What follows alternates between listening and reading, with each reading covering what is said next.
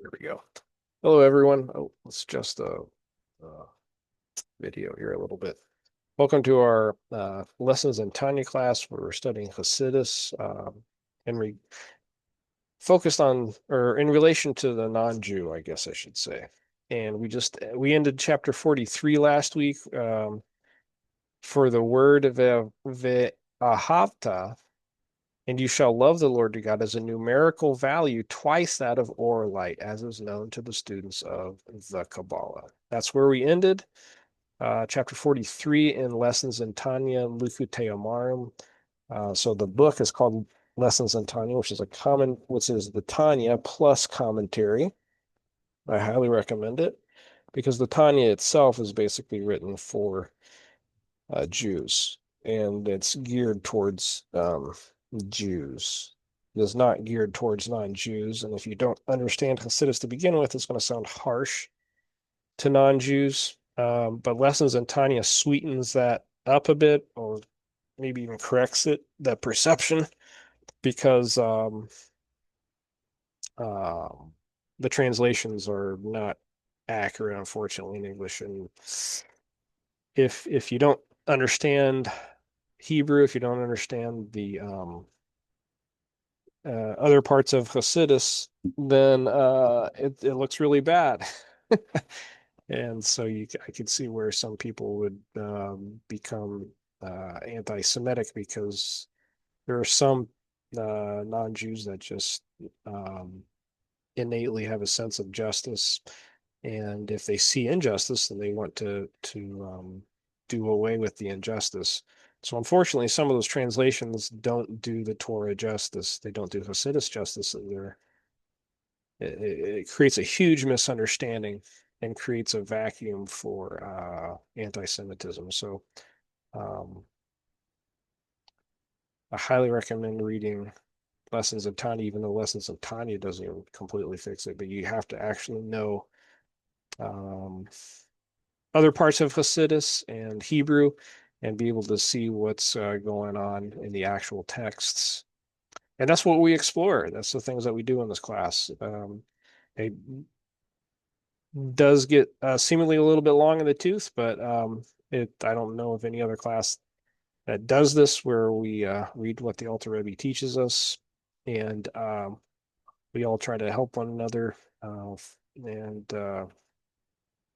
Here we go. Finish chapter 43. Let's go on to chapter 44. Like I said, we're in the first section of Lessons in Tanya, which is also the Tanya, but it's called Likutei Amarim right here.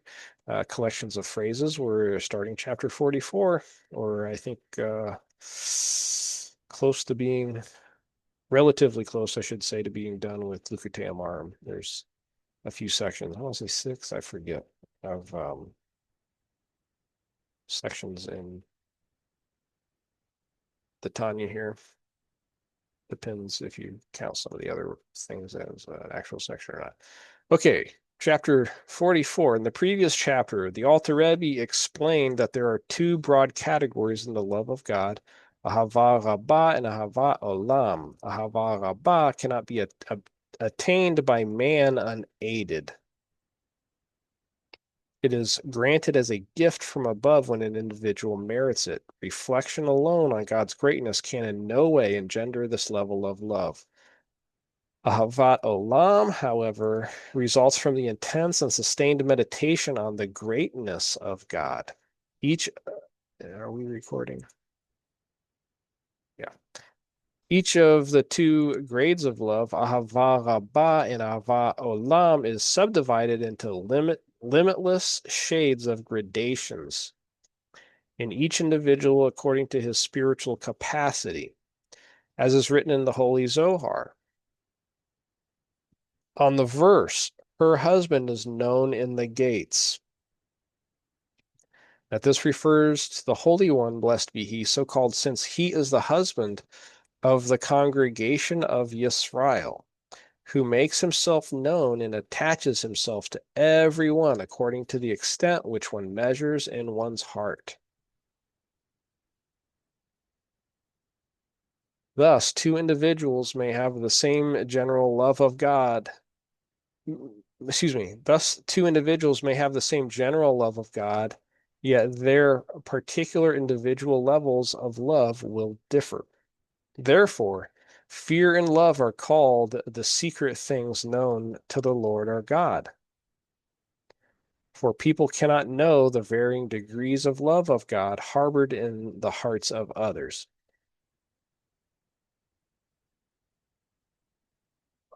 You don't know the mind of another person. Well, the Torah and mitzvot are those things which are revealed to us as to our children to do. They are found in all Yisrael equally.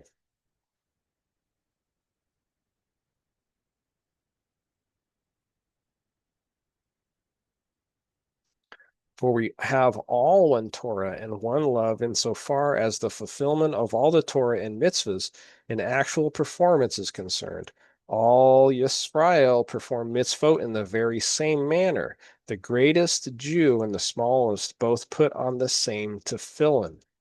It is otherwise with fear and love, which vary according to the knowledge of God in the mind and heart.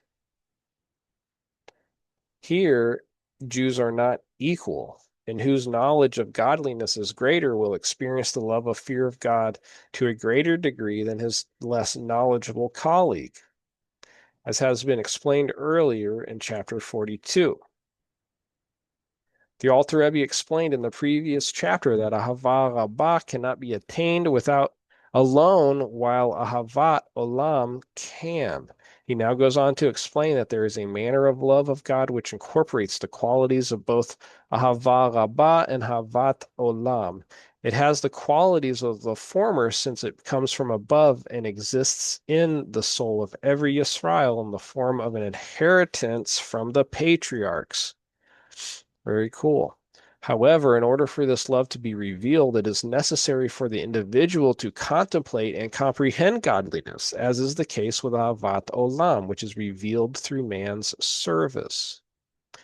Yet there is one singular and unique love which incorporates something of all the distinction and gradations of both Ahava Rabbah and Ahavat Olam and is found equally in every Yisrael soul as our inheritance from our patriarchs, from the fathers. And that is what the Zohar says on the verse, "My soul, I desire you at night." The Zohar notes that the verse is grammatically anomalous. It should either say, "My soul desires you," or, or alternatively, "I desire you." Therefore, the Zohar explains that my soul refers to God, the soul of all beings. In effect, the Yisrael says to God, "You are my soul, therefore I desire you." And as the Zohar goes on to say, reminds me of um,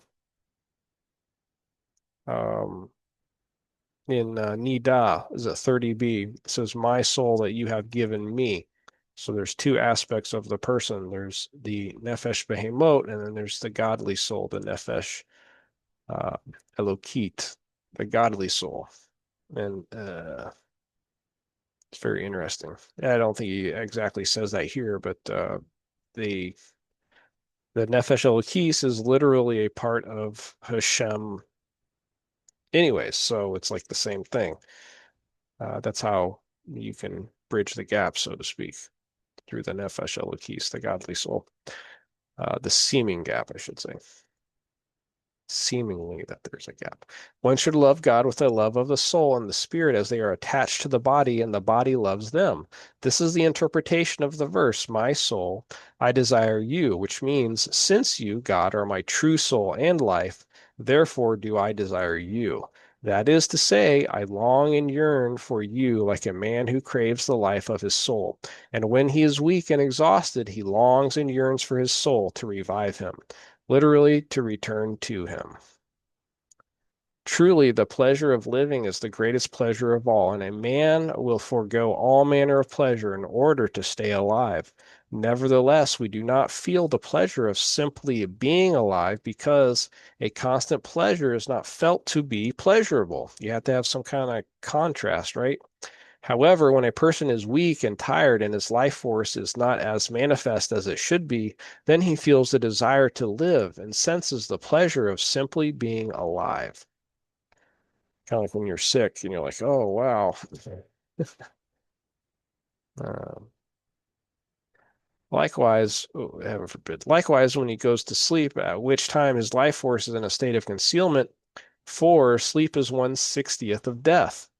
He longs and yearns for his soul to be restored to him when he awakens from his sleep. So do I long and yearn to draw within me the infinite light of the blessed Ein Sof, the life of true life, through engaging in the study of the Torah when I awaken during the night from my sleep.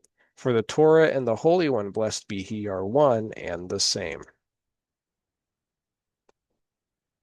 Thus, the individual's love of God will encourage him in his Torah study, since he realizes that this will enable him to draw down the infinite light of the Ein Sof and become united with God, just as creation is renewed continuously. In his goodness, he renews each day continuously the work of creation.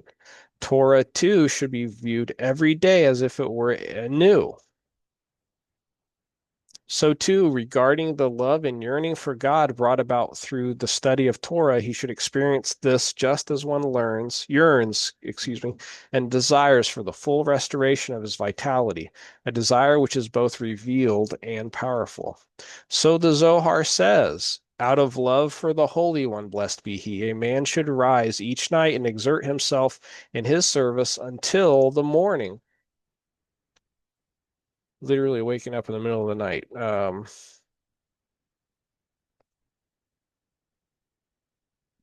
This then is the love expressed in the phrase, "My soul, I desire you," the innate love that a Jew feels when he realizes that God is true, that his true soul and source of life. This love must be revealed by pondering deeply and often how God is the source of all life, as will be explained later on in this chapter.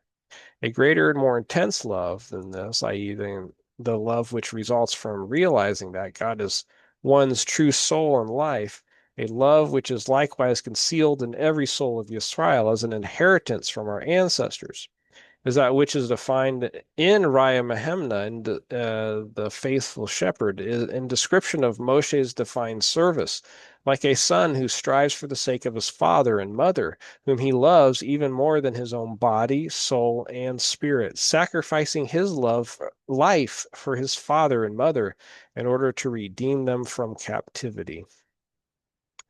This manner of service is not limited to Moshe alone. It is within the province of every Israel. For have we not all one Father? From Malachi 2:10. Just as Moshe possessed this love because of God is his just as Moshe possessed this love because God is his father, so too every Israel can possess this love, for God is equally our Father. This level of love is more selfless than that described by the phrase, "My soul, I desire you."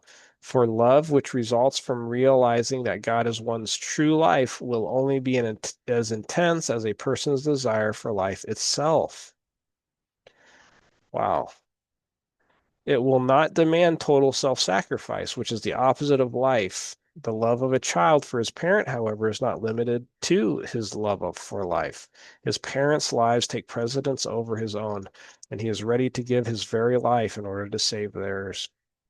And although one may ask, who is the man and where is he who would desire and although one may ask, who is the man and where is he? Who would dare presume in his heart to approach and attain even a thousandth part of the degree of love felt by Moshe, the faithful shepherd, the Ramahemna? Very interesting. How then do we say that every Yisrael can feel the same love of God that Moshe felt? Nevertheless, a minute portion and particle of his great goodness and light illumines the community of Yisrael in each generation, as it is stated in the Tikkunim, that an emanation from him, Moshe, is present in every generation to illumine them. Very cool. Since this luminous particle is found in all Yisrael in all generations, it thus becomes possible for every Yisrael, through Moshe's goodness and light, to feel the love that he possesses as an inheritance from the patriarchs in a manner similar to that of Moshe.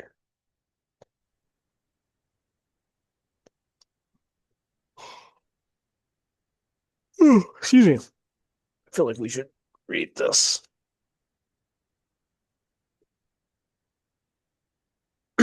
The Rebbe responds to a question that may very well arise. It was previously explained that the love of every Israel has for God, that the love every Israel has for God is an inheritance from the patriarchs. Here, however, we learn that it's because Moshe possessed such a love for God, and there is an emanation of him present in every Israel in each generation. The discrepancy cannot be explained by saying that since this love is concealed in the heart, it is Moshe's emanation that enables a Yisrael to reveal it.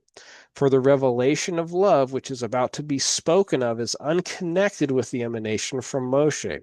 The Rebbe explains, while it is indeed true that the love is an inheritance from the patriarchs, the manner and intensity of this love is received from Moshe.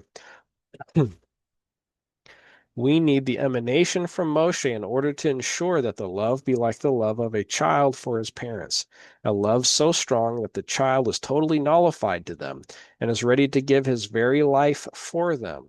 For such was the manner of divine service and the love of Moshe, and a minute particle of this love was transmitted by him to all Yisrael. A wise man who by nature is drawn to the attribute of kindness, severity, or mercy will find that his wisdom enables him to achieve these traits in a wise manner. So, too, when one accomplishes self abnegation, it will enhance his natural attribute of love for God so that it will be felt in a manner of self nullification. Moshe, whose essence was da'at in self-nullification, loved God with these traits. And as a faithful shepherd, the Araya Mehemna, he emanated these traits to all of Yisrael as well. This is why the Rebbe says, the Alter Rebbe also quotes the beginning of the text in the Zohar, namely, like a son who strives for the sake of his father and mother, which describes the manner of service, instead of beginning only with the continuation of the sentence in the Zohar that speaks of the love itself, whom he loves even more, for he does not mean to say that a minute portion of Moshe's love becomes the love of every Yisrael. He means to say that Moshe's manner of service, which resulted from his love, emanates to each and every Yisrael. That makes sense. Only the glow, Shaha'ah, Zo, he be. Only the glow from Moshe's soul is present in the souls of of all Yisrael in a manner of great obscurity and concealment. Oh, here. So the word ha'olam is actually right here, but it's not. It's helam.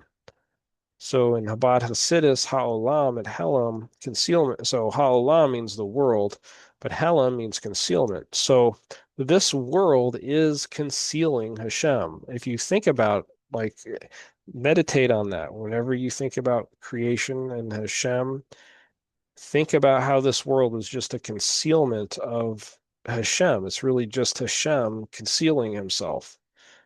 And so the Umot HaOlam are the people of that concealment. They just see the concealment as a thing.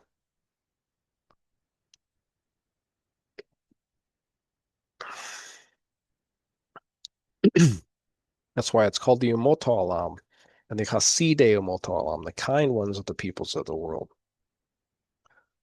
Um, like for instance, you can be truly kind and have an element of bittul, but it's still concealing the name. because it's a thought thing. It's not a it's not an emotion thing, which Hesed is.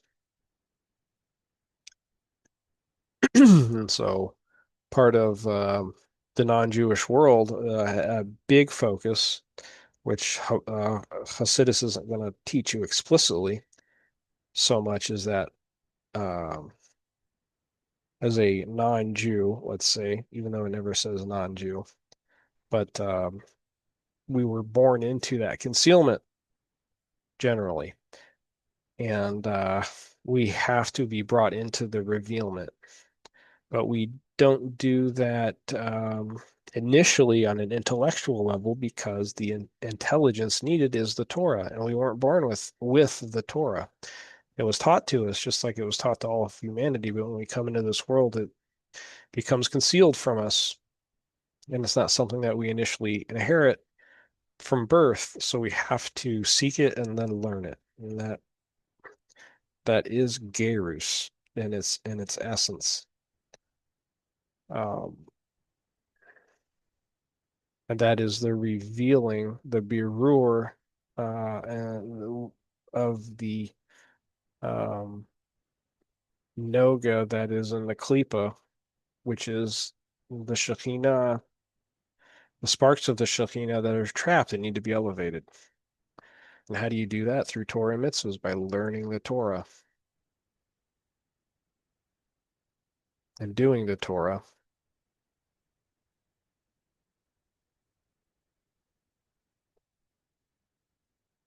But the whole process for the non-Jew is called gerus, and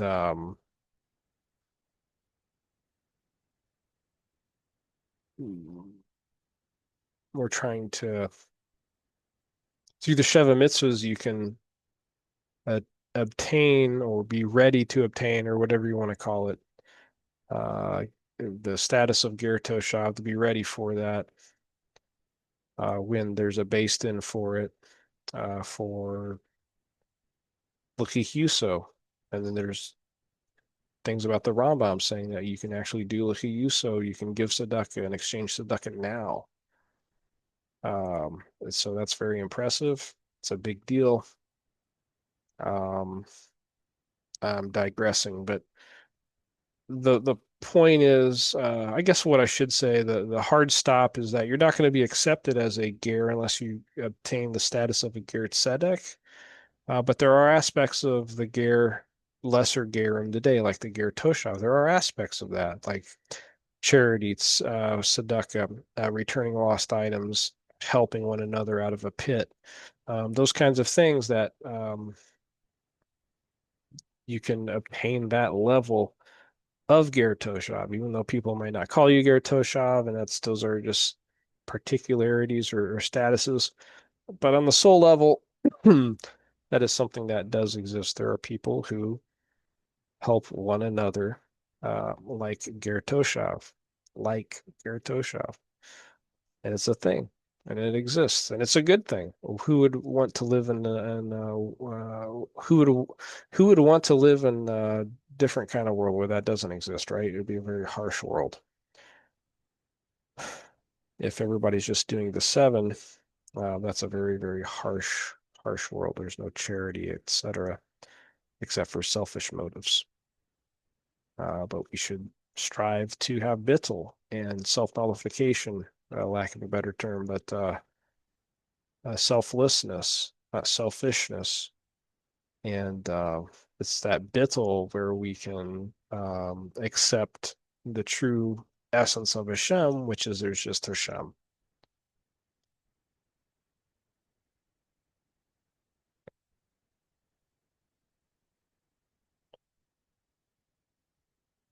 But to bring forth his hidden love from its latency and concealment to a state of revelation so that it will be manifest in his heart and mind is not beyond reach, nor is it far off, but it is very close to you, in your mouth and in your heart. So there was a time when we were in our mother's womb and we were taught the Torah and we took an oath and we said that we will be righteous and not wicked. But then as soon as we were born, an angel slaps us on the mouth and we forget it. And beautiful thing about Yisrael is that even though they've forgotten from their birth, guess what? They have parents, God willing. Everybody has parents, but they have parents, God willing, that'll teach them the Torah. The sons will have a bris, and they will be initiated into their inheritance of Torah. And Jews inherit that Torah. For non-Jews, it needs to be merited, so to speak. Best way to put it, because it's a journey, it's a process for the non-Jew. It's not going to just fall in your lap usually.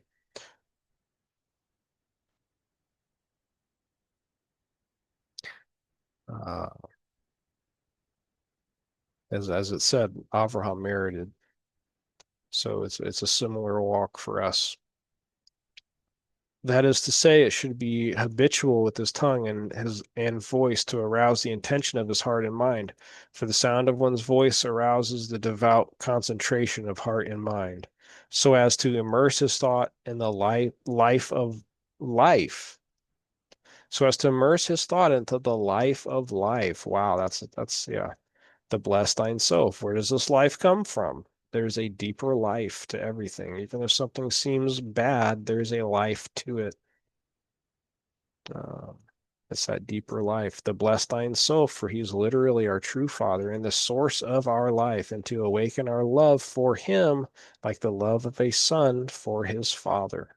And when one accustoms himself to this continually, habit will become nature, even if it appears to him at first sight that this is an illusion, and that in truth he does not possess this love for God, and thinking that he does, and thinking that he does, and thinking that he does is nothing less than deluding himself as to his true spiritual status. He need not be concerned because it is intrinsically the absolute truth, even without his own spiritual service by virtue of the hidden love which his soul possesses for Hashem. But the benefit derived from the spiritual service through which he effects its emergence into the open is that he should translate into action. And when his love is in a state of concealment, it cannot affect his actions. This means being occupied with the Torah and mitzvahs, which he studies and performs as a result of it, i.e., as a result of revealing this love, with the intention of causing gratification to God, like a son serving his father. He does so in order to cause him gratification. Since the revelation of this love leads, in fact, to increased performance, he should not be troubled by the fact that he may be deluding himself and thinking that he possesses this love, when actuality he does not, particularly since his soul does truly love God. Concerning this, it was said that a good thought is joined by the Holy One, blessed be he, to a deed, providing it with the wings to soar upward, as explained earlier in chapter 16. Was that chapter 16? He talked about that in other places. I didn't realize it was that far back. Been making some progress. So that's really cool. And so I'm pretty sure this is the wings of the bird, the wings that allows you to soar through the world of Yetzirah. A good thought is joined to a deed. Cannot simply mean that when one thinks about doing a good deed and then through no fault of his own he is unable to do it. God considered it as if he had actually done it. For if this were so, the expression should be a good thought is considered by God as an actual deed. Rather, the term joined to indicates that the deed was actually done, but that the thought and deed were unconnected. God in his goodness therefore connects the thought and the deed. When a love of God is revealed within one's heart, there is an actual connection between the thought and the deed, for the revealed love adds vitality to the performance of the deed. However, when love of God is not revealed in one's heart and is limited to one's mind, it is considered to be a good thought that is not connected to a deed. Thus, when one understands that something ought be done, but he has no love for it, then the deed will be performed without fervor.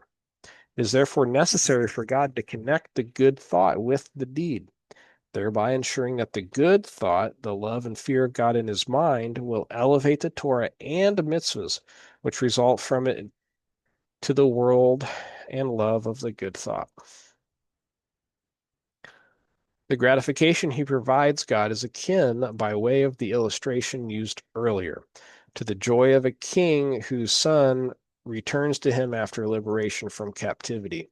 When the soul, God's when the soul, God's child, is clothed in the body, an animal, it is in a state of captivity through Torah and mitzvahs. It is liberated from the captivity and is joined with God. This causes him a joy similar to that experienced by the mortal king in the analogy. Or God's gratification may be from the fact that it has been made possible for him to have a habitation among mortals, as already mentioned. Thus, the love which is like a son who strives for the sake of his father can be revealed by habituating oneself with his tongue and voice to arouse the intention of heart and mind. The Alter Rebbe soon goes on to explain that the love of my soul, I desire you may also be revealed and awakened through habitually speaking about it when one does when when one does so in a manner where the heart will feel that God is his true life, the life of life. Even if regard to the above mentioned love of the category of my soul, I desire you, it is readily possible to bring it out of its concealment into the open through constant practice with mouth and heart in full accord, so that one's heart should feel with his mouth what his mouth utters about God's being his true life. Earlier on, when the Alter Rebbe speaks of the two types of love, my soul and like a son, he first explains the former love and the latter. Here, however, when he speaks of the revelation of these kinds of love through the voice rousing the devout concentration of the heart and mind, he discusses them in the opposite order. He begins by discussing at length that it should be habitual with the tongue and voice, for he is literally our true Father.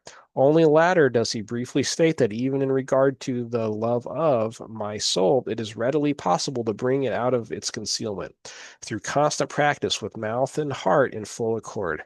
Moreover, the Alter Rebbe immediately follows this with, however, even if he cannot bring it into a revealed state in his heart, all the above seems to indicate that the voice rousing the devout concentration of the heart and mind is more applicable to the love of like a son than my soul. The Rebbe explains why this is so. To quote, the love of like a son necessitates that it become one's nature to perceive that he is our father, an intellectual and emotional concept connected with physicality. It is therefore more readily understood that arousing the kavana through one's voice. So kavana is like intent, so you can like do a mitzvah, but if you don't have the intent, if you're not focused on doing the mitzvah, then you're not having the kavana, the proper kavana of the mitzvah. And even though you're doing the mitzvah, you're fulfilling the mitzvah, you're not tying it with the kavana, which is necessary to uplift the mitzvah, literally making it soar and ascend. Through one's voice will be beneficial. The love of my soul, by contrast, necessitates that it become one's nature to perceive that godliness is his very life. It would seem that if his body fails to feel this, as he does feel the life of his soul when exhausted and so on, what benefit will be derived from the spiritual intention of his heart?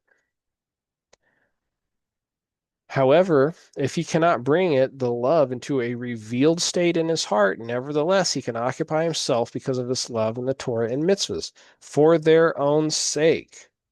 Through portraying the idea of this love in his mind, and a good thought is united by God. It is therefore possible for his Torah and mitzvahs to be elevated to the supernal sphirot, just as if he had fulfilled them with a love revealed in his heart. As explained in the previous chapters, the love and fear that lead to the performance of Torah and mitzvahs elevate them to the supernal sphirot.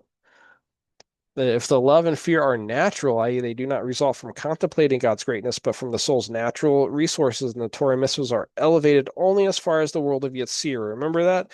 They only elevate there and they kind of get placed there. They're not actually in his hand, so to speak. They are placed there until he or she has the proper kavana to pick it up and take it higher. So the Torah and mitzvahs are only elevated as far as the world of Yetzirah, the world of emotion, the world of formation. For since the level of natural love and fear of the God belongs in that world, it follows that the Torah and mitzvahs performed as a result of that level will be elevated there as well. However, if the love and fear are intellectual, created by one's reflection on God's greatness, then the Torah and mitzvahs performed as a result of this contemplation will be elevated to the sphere of the world of Berea. That's the intellectual world, the world of creation, where the sphere of Bina understanding is preeminent.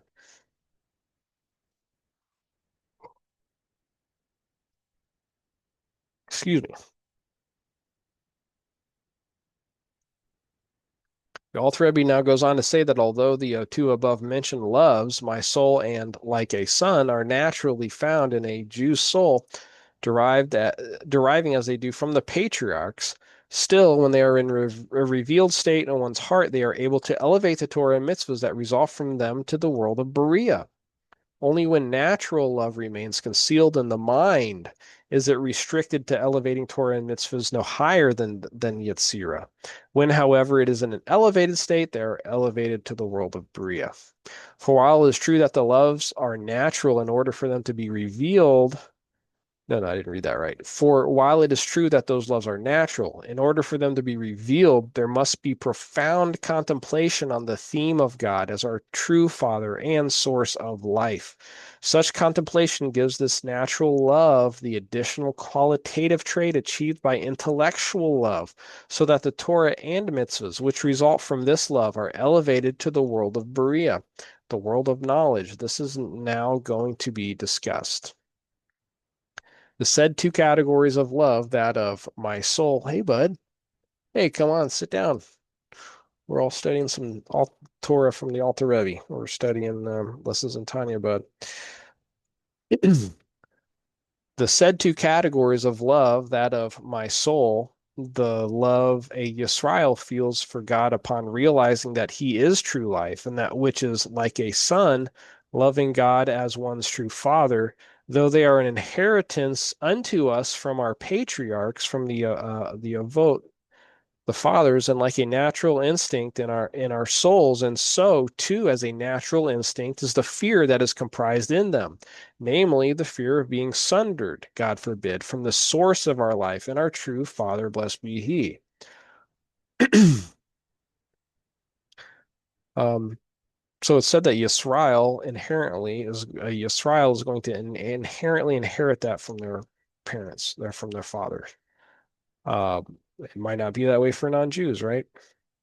When one feels that God is the true source of his life, he will fear to transgress so as not to become separated from his source of life. The feeling of God being one's true father will likewise keep him from sinning, since he does not want to be torn away from his father. Although both the above mentioned degrees of love and fear are instinctively found within Yisrael. So it's very interesting because Yisrael is from the Klipat Noga, so they have true Chesed, but also there's non-Jews that are certain non-Jews that are from the Klipat Noga as well. They are called Hasidei Umot Olam, the kind ones of the peoples of the world, or the kind ones of the peoples of the concealment. So they're still in their various religions. They're in these God of gods stage where they're doing a Vodazara, but they are kind and they don't really know what it is that they're doing. Um, so it's almost like they're under duress of their ignorance, so to speak.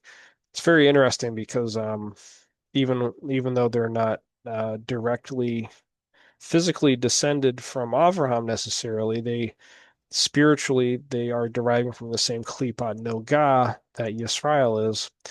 Um, but of course, since Yisrael has been refining their Nefesh Behemoth, their animal soul that just from the Klipot Noga for thousands of years, the non-Jew that is Hasidei Olam is I don't want to say completely unrefined, but generally I would say they're in a very unrefined state. Um, so um, I think that's a huge, if people understood this more, there wouldn't be as I don't think a reliance on aspects of certain Avodah that says uh, similar things, but then they go astray. They take it uh, off the derrick, so to speak. Um, this is the proper way. Uh, they are nevertheless not termed natural fear and love unless they be in the mind and thought alone in the latency of the heart. Then their place is in the 10th spirit of Yetzirah, the place and level of the natural emotions, the world of formation, to where they raise up with them the Torah and mitzvahs of which they have been the inspiration and cause. These levels of love are the cause of the performance of one's Torah and mitzvahs, for they result from the portrayal of this love in his mind. But when the two degrees of love, are in a manifest state in the heart as a result of his contemplation, they are called in the Zohar Reuta de Liba, the heart's desire, and more exalted love than natural love, and their place is in the 10th sefirot of Berea, where they raise up with them the Torah and mitzvahs of which they have been the cause, i.e., which have been performed with the ardor of this love. The reason of this is indeed so, notwithstanding the fact that they are naturally found with the soul of every Yisrael is now given. For their emergence from the latency and concealment of the heart into a state of revelation comes through the faculty of da'at, i.e., through a powerful fixation of the mind and an intense concentration from the depths of the heart powerfully and frequently on the blessed Ein Sof as to how he, our very life and our blessed true Father. And since his contemplation is so powerful and deep, moreover, what is written in the Tikkunim is well known that there in the world of Bria nests the supernal mother, i.e., the level of Bina of Atzilut, the world of emanation, which in terms of man's spiritual service is the contemplation of the infinite light of the blessed Ein Sof, the giver of life, blessed be he. And this is in accordance with the teaching of Eliyahu in Tikkun Zohar. In the section beginning, Patach Eliyahu, Bina is the heart, and with it the heart understands. This means to say that the meditation and understanding taking place in the mind illuminate the heart. So this is where I'm pretty sure this is where they become one, so to speak, the mind and heart. Very, very good. How much longer we got to go here? Oh, let's just finish this up, huh?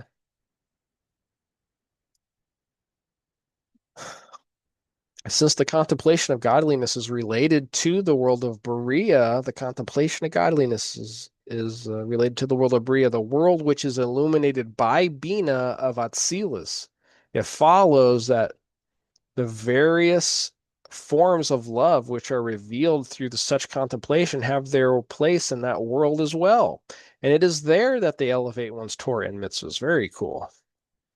The Alter Rebbe now goes on to say that the two kinds of love, my soul and like a son, not only have the quality of love that results from contemplation, but they also have the quality of ahava rabbah, the love that is granted from above, for they too are granted from above, inasmuch as Yisrael inherit them from the patriarchs, as explained earlier. Since these two kinds of love possess all these qualities, it would seem that they should suffice, and love born wholly of intellects is superfluous. Nevertheless, the Alter Rebbe concludes that a Yisrael should also strive to attain the love that results wholly from contemplating God's greatness, because of the reasons he will soon give. Furthermore, these two categories of love that have been referred to above, the love of my soul and the love of like a son, incorporate a quality of love which is greater and more sublime than intelligent fear and love, the kind that result from contemplating God's greatness. The love term above ahavat olam, the love of world, love of yeah. These two kinds of love also partake of the quality of ahava rabbah, the great love, of great love, which is loftier than ahavat olam. The Rebbe explains that ahava rabbah is rooted in atzilut, which is far superior to Berea, which where ahavat olam is rooted. Makes sense. The Alter Rebbe alludes to this by saying, furthermore, i.e., these loves not only have the qualities of natural love and intellectual love found in the worlds of Yetzirah and Berea, respectively, but they also have the quality of the love of Ahava Rabbah found in the world of Atzilut, the world of emanation. This tremendous quality of notwithstanding, the Alter Rebbe concludes that it is necessary to achieve the love brought about wholly through contemplation, for this love is unique in its passion and yearning for godliness. Nevertheless, a person must strain his intellect to apprehend and attain also the above mentioned level of avat olam, which stems from an understanding and knowledge of the greatness of God. So he's saying here, like we've seen him say, just do your utmost, like do your utmost. As such, it differs from the loves of my soul and like a son, which essentially are inherited and are only revealed through contemplation. In order to fan the blaze of the fiery love which with glowing coals and an intense fire and a flame that rises heavenward, so that not even many waters which are enemies of the love can extinguish it, nor rivers quench it. Wow, that's really awesome. So you just explained that from Shir Shirim. Um, Love created purely as a result of contemplation is more passionate and fiery than love which is essentially inherited. Hmm. Even when the inherited love is revealed through contemplation. Hmm. For there is a superiority and excellence in the quality of love burning like fiery coals and an intense flame, which comes from an understanding and knowledge of the greatness and transcendence of the blessed Ein Sof, over the two categories of love referred to above, when they are not like fiery coals and ablaze, but merely result from feeling or contemplating God's closeness to a Jew, inasmuch as he is the source of our life and our Father. The superiority of this love is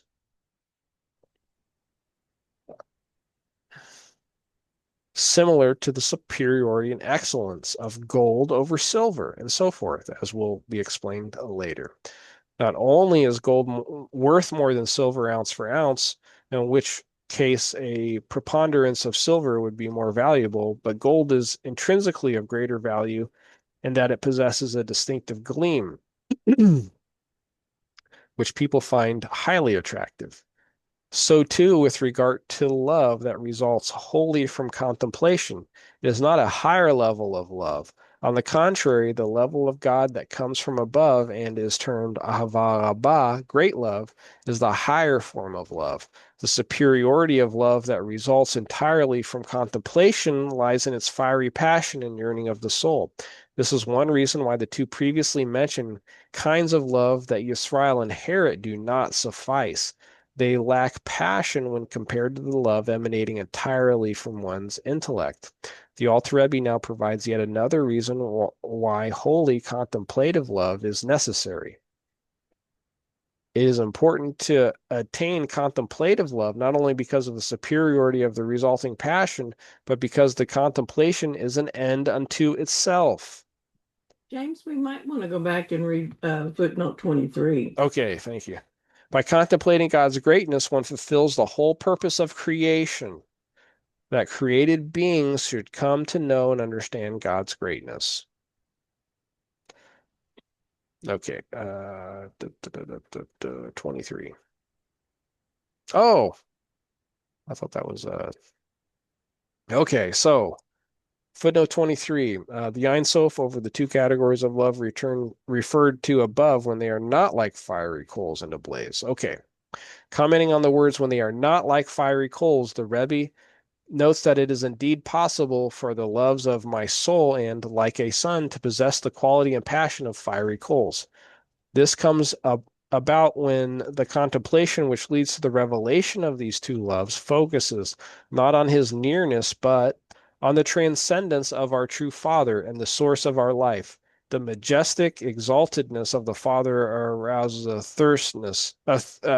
thirsting and longing love in the Son. Briefly, the matter is as follows. There are two general modes of contemplating godliness, contemplating his transcendence and exaltedness, or conversely, the distance of the worlds from God and contemplating God's relationship with us. The former will result in the thirsting and longing love of fiery coals, while the latter will result in a Yisrael's feeling close to God. This love is known as love similar to water. Each of these two modes of contemplation have two possible results. It leads to the revelation of a love or fear that already exists in the soul as an inheritance from the patriarchs, or two, it creates love or fear. The Rebbe concludes, it is noteworthy that love resulting from contemplating God's transcendence must refer to a form of transcendence that has some relationship to the person. Otherwise, the result would be self-abnegation. The same is true with regard to contemplating the world's distance from God. Oh, Kuntras etz Hachaim. I've actually read chapter 12 of that, but I haven't read that book. Actually, no, Gershom, I think you and I started reading that. I think we went on to chapter 12. That's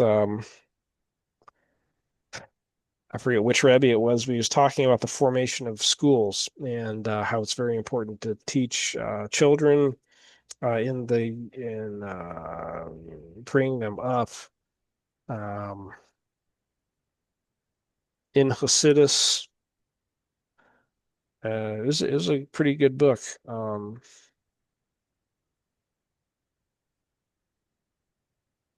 didn't read the whole thing, but we started to read it. Okay. Um,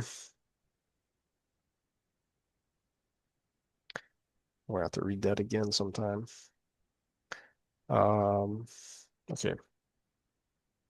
Um,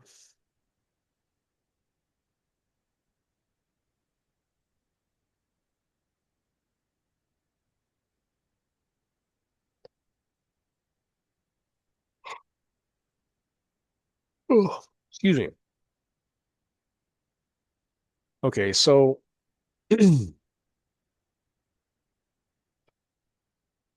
one fulfills the whole purpose of creation, that created beings should come to know and understand God's greatness. It's also said that the whole purpose is to reveal godliness. We do that through Torah and mitzvahs. So maybe he's talking about the same thing here. I don't know.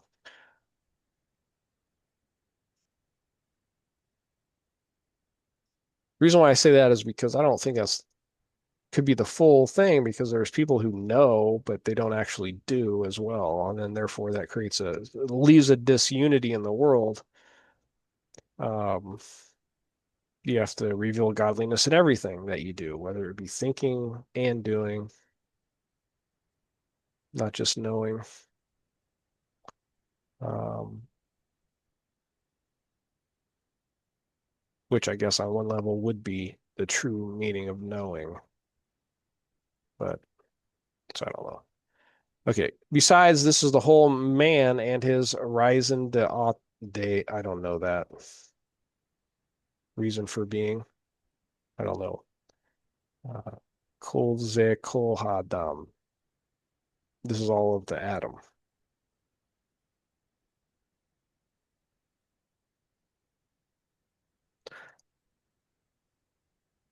Tachlis. This is it for Adam. Ha Adam.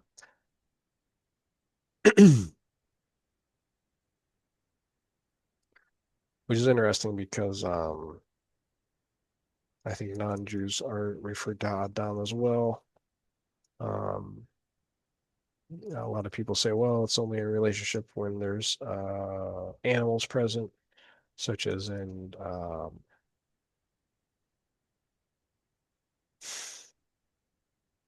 Jonah, the end of Jonah. But and there are places where there are no mentions of behemoths. So there you go. That one may know the glory of God and the majestic splendor of his greatness, each according to the limit of his capacity, as written in Mahemna, Parshas Bo, in order that they may know him, and so forth, as is known.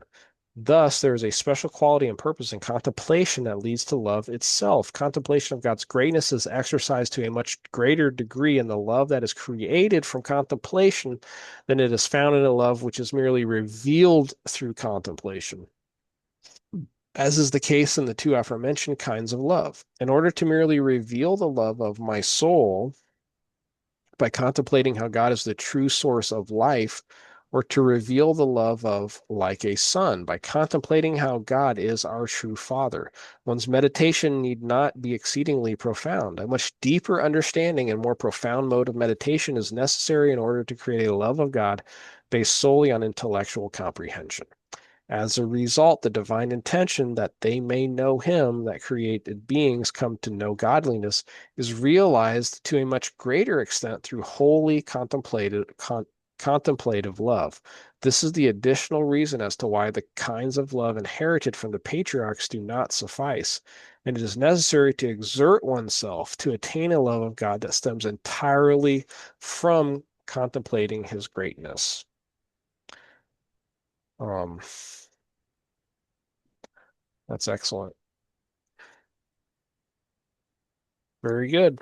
Well, thank you all. Thank you so much. I don't know if there's anything anybody wants to talk about or wants to discuss. Now's the time to speak up. Thank you so much, James, on my end, and have a happy Thanksgiving. Oh, thank you. Happy Thanksgiving. Thank you, Dixie. I appreciate it. Thank you for being here. And Russell and Teresa, thank you. And Ernestine, thank you so much. You're welcome. Happy Thanksgiving. Happy Happy Thanksgiving. Thanksgiving. Yep, happy Thanksgiving. You guys all be well. See you guys, God willing, next week. Okay, Yep. thank you. I'd like to see you guys on